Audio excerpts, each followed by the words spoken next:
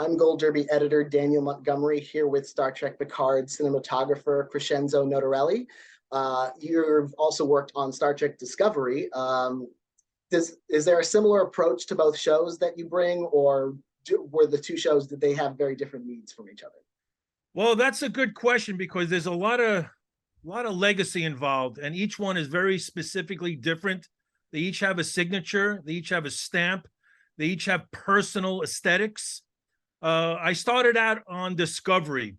I worked with a director who I worked with prior to Discovery on Gotham for a Fox. It was a show called Gotham. And the director was Olatunde Asunsanmi. And he went to become a producer director on Star Trek Discovery. He had called me to be involved in the show, but I was already involved in Star Trek. I was already involved in the Gotham. So hence, a couple of years later, he was persistent. He got me on Discovery. I said yes. I was finally available. And I learned a lot from him, from the show, from the franchise, from the Trek canon, and the sci-fi world in itself. It was a new genre to me. Star Trek Discovery was very visual, very high testosterone in terms of visual cacophony of things happening in front of you. It was that kind of show, really eye candy for a cinematographer. We had an opportunity to get our chops strengthened and to think outside of the box. When I went to Picard, it became a little more introverted, a little more thought-provoking, a little more soulful in the heart regarding trying to evoke certain emotions, not more in a visual stance, but more in an emotional stance, a story stance. I got involved in season 2, which was a totally different ball game than season 3. When I started season 2 of Picard, we were just starting a pandemic, and it was a very different way of working. We were all trying to find ourselves. And then season 3 happened, and it became a very, very different approach. But to answer your question, between the differences between Picard and Discovery, I would say Picard was a little more in the shadow of the legacy, the canon, the fan base, giving them what they wanted, trying to be true to the core of what Star Trek was about.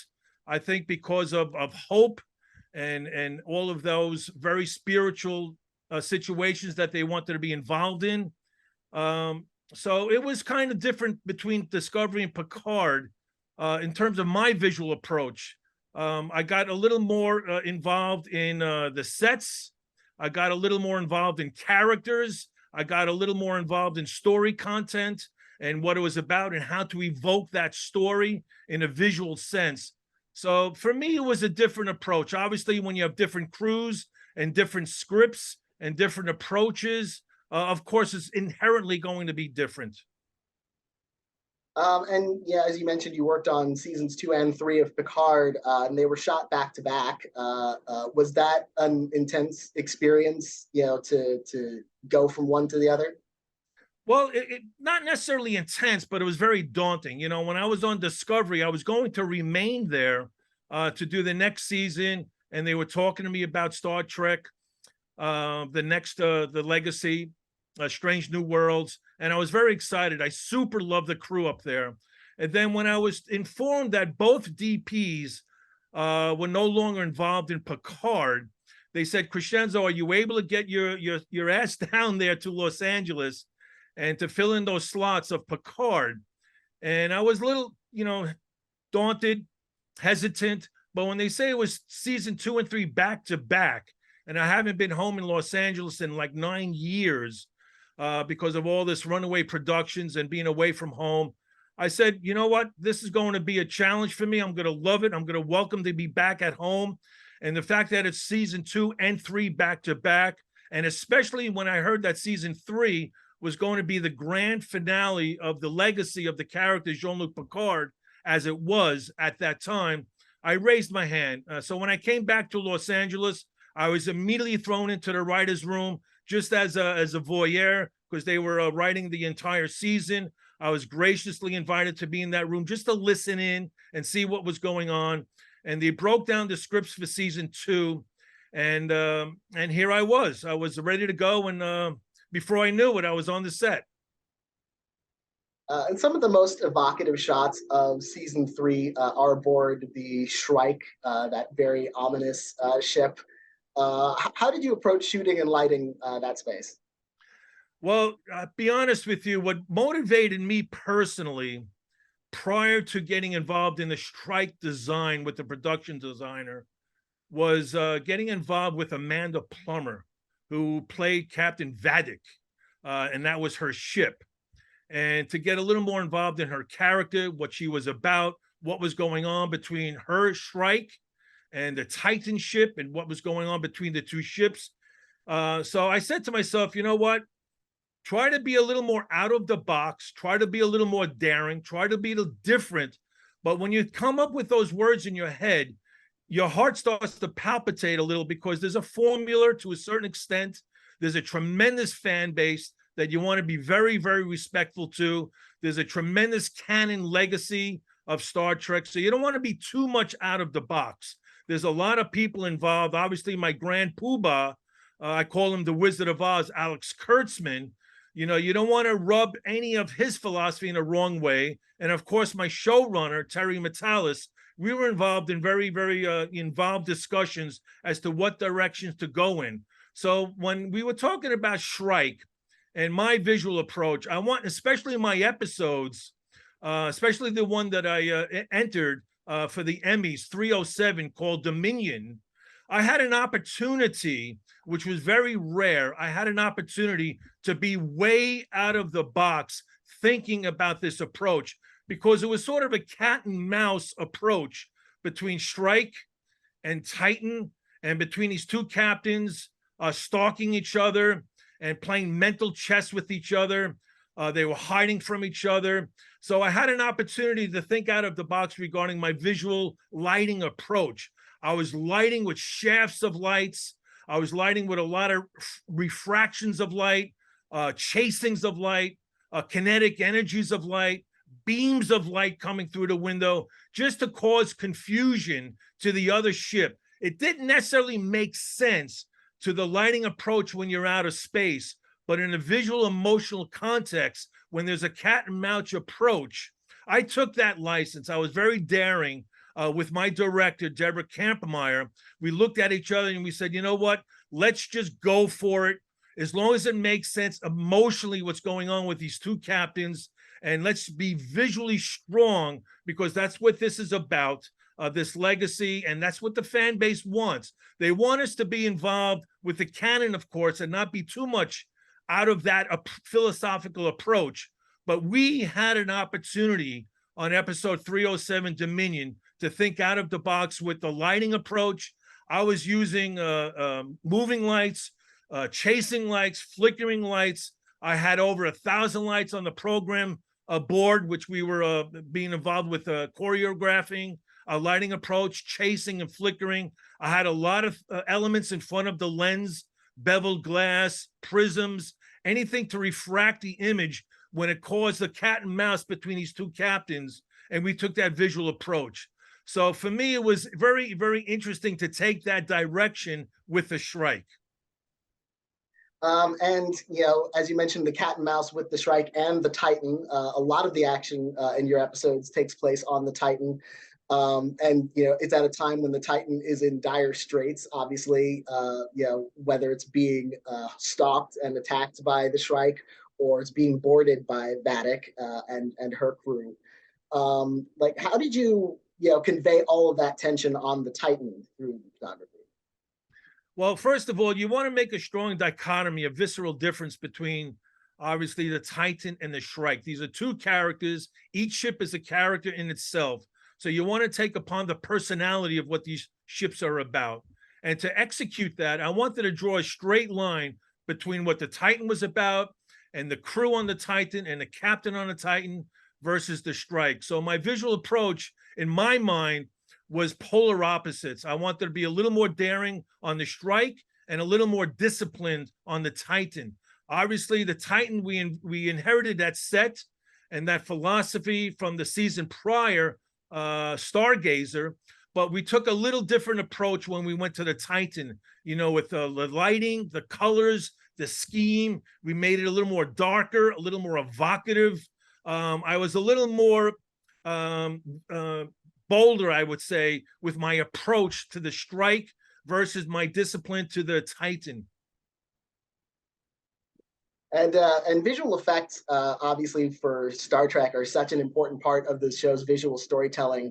What is your relationship with that department in terms of developing the tone, the quality of lighting, and how it all comes together? Well, that's an important subject, Daniel, especially in the Star Trek field that we're in, because there is so much visual effects. However, there is a strong marriage, a strong communication that a lot of people don't recognize between a director and photographer and the visual effects supervisor and their team. Our guru, who is a genius, Jason Zimmerman, he and I were in constant communication as far as how to approach the visual effects. And it was interesting because sometimes he would have the first stance as far as what he's providing, whether it's a rendering, a drawing, a previs, an idea, a concept, whatever it may be, on his end first. And it's very important for me as a director photographer to understand that clearly, because now I have to execute that on the set. What's outside of these windows of the ship. It's not just a black field. There is a lot of elements, a lot of dynamics happening outside those windows. I have to marry the colors, the kinetic energy, what's happening out there, whether it's a nebula, what kind of nebula it is, what are the colors of this particular nebula? Is it a strike from another ship coming in as far as a war kind of attitude, striking with all kinds of paraphernalia? And sometimes it was interesting that because of schedule and workflow, he would not have his elements first. So he would say to me, Crescenzo, go with your gut. You stamp it first. Go in your direction, what you feel is right in your way. And then I will go and match that in my way once I get my hands on it. So it's important for me to read the script very carefully as to what is happening outside these windows, visual effect wise. It's not just a black screen, like I said. Sometimes it's a green screen, a blue screen, a star field. Sometimes it's rear projection. There's a lot of elements going on out there, and you have to pay very, very close attention. So my approach would be a very close communication with Jason Zimmerman to understand exactly what's going on story-wise, and then for me to execute that emotionally, whether it's just a very static, stoic, poetic shot of what's going on out there, or whether I have to be very visceral and kinetic and have these beams of light, because maybe a ship is floating around our particular ship. Is the sun on one side of the ship casting warm light through the windows? Or is it the moon or other planets on the other side of the windows casting cool, gentle light? Is there a cacophony of ships out there bombarding us with all kinds of ammunition? And therefore, it gives me an opportunity to play with my gaffer, Len Levine, my programmer, Josh Thatcher, to get very involved in the lighting scheme to deal with the choreography of how we want to chase the lights, flicker the lights, use colors of the lights, swirl the colors as if there's a nebula floating outside of the window. And it becomes very, very involved and very detailed. A lot of people are unaware of that. They just think, well, there's a lot of visual effects out there and we don't do anything. But on the contrary, there's a tremendous marriage between the director and photographer and the visual effects department. You got to pay very close attention when you read these scripts to know what goes on out there, to how to prepare your equipment, your lighting scheme, your colors, your movement, your energy of light. Sometimes the ship goes dark, lights go out. Sometimes there's red alert because there's a chase. There's black alert because they want to just scoot away very quickly. So there's a lot of dynamics, and you have to follow the canon of it all as far as the protocol and to respect that. But each DP, each cameraman comes in and they have their own stamp, their own personal aesthetics. And that's why, you know, showrunners and producers hire certain people because they want their hearts. They want to be a little different out of the box, just enough to put your own personal stamp in there. And you know, you mentioned that you're sort of you were new to science fiction when you came aboard, you know, Star Trek, the franchise. Does science fiction in general, have you found presents, you know, more opportunities for experimentation than, you know, when you're trying to capture, say, the contemporary real world?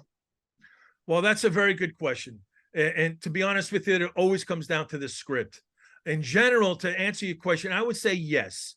Prior to my involvement on Discovery, you know, I was doing a Marvel comic show called Gotham. So we were dealing with a lot of cartoon-like colors, thinking way out of the world of our box of reality. Before that, you know, I was doing CSI, which is a totally different show in itself. So when I got to Discovery and also to Picard, especially season 3 of Picard, you know, it was a very different approach to the world because each genre has a different aesthetic feel. And you have to know that. You have to do your homework. You know, when I first got involved with the sci-fi genre, you know, of course, I looked at the greats. I looked at Stanley Kubrick's, you know, 2001 Space Odyssey. I looked at, you know, Ridley Scott's Alien. Of course, when I got involved with Star Trek, I wanted to see J.J. Abrams, his Star Treks, you know, and I thought Dan Mindell, who shot those Star Trek, did a fantastic job, very visceral, very energized. And I like that approach. That's my heart, that's my personality. But you have to make sure you're not indulgent about it. And again, it always comes down to the script. So each beat of the script is like a roller coaster. There's smooth spots, there's visceral spots, there's dark spots, there's bright spots, and you have to know these significant differences so you can have that arc, that visual arc. That's our language. And you know, modern Star Trek has a very different visual style than older series, which you know kind of matches how the TV in general has changed, become more cinematic over the years. What do you think about how TV storytelling and visuals have evolved over the years that you've been working? Well, obviously, you and I and the whole world have seen the tremendous advancement and creative advancement of the television genre. I call it the platinum age of television, not the golden age. We are now in the platinum age. And I'm very, very proud to be part of that, this TV genre. It's so well acclaimed. The content is so high. The bar is so high. There's so much content out there that we look at each other's work. We learn, we grow. Our eyes are wide open to see who's doing what, how they're stretching, how they're growing. The fact that you could binge watch is fantastic because you could sit down and watch 2, 3, 4 shows in a row, like reading a novel, and get very, very, very involved. Streaming shows, you know, are eight episodes, maybe 12 episodes, unlike network, you know, the classic 22 episodes. So therefore the content could be a little more aggressive. And I like that approach. So in the television genre, I'm very proud to be a part of that. I'm very honored to be doing these kind of shows right now and to be recognized that kind of way. And it's very hard. It's very daunting. You know, the 1-hour TV genre is probably the most difficult genre of them all in terms of being a director photographer. It is nonstop. You get in there for a private rehearsal. You get in there for a rehearsal. You get in there for a blocking. You get in there for lighting, for shooting, and then you start all over again. And it's daunting, the amount of shots that you do per day to be on schedule. You got to be really tight and really sharp. And you have to be very conditioned, not only physically, but mentally, creatively. There's a lot of stamina involved in the television genre. A lot of people don't last, but you know, it's a very daunting genre, but it's a very rewarding genre. And especially when you do shows like this, when the fan base is thrilled They love to watch it. They're excited to watch the next episode, and it gives you zest. And I love working when you have zest. And that's what keeps me inspired. I've been doing this for 40 years. And when you're doing shows like this, where you're constantly trying to top yourself and think out of the box and what you can do differently that's more exciting and not be so pedestrian, and what the fans want and what the story is all about, to really lift that story in a visual sense, is a very, very rewarding occupation. Well, I want to congratulate you on your work on Picard. And Thank you, Daniel. thank you so much for talking with me about it. It's been an absolute pleasure talking with you. Likewise, sir, and I appreciate your time, and thank you for this opportunity. I'm very honored about that. Thank you, sir.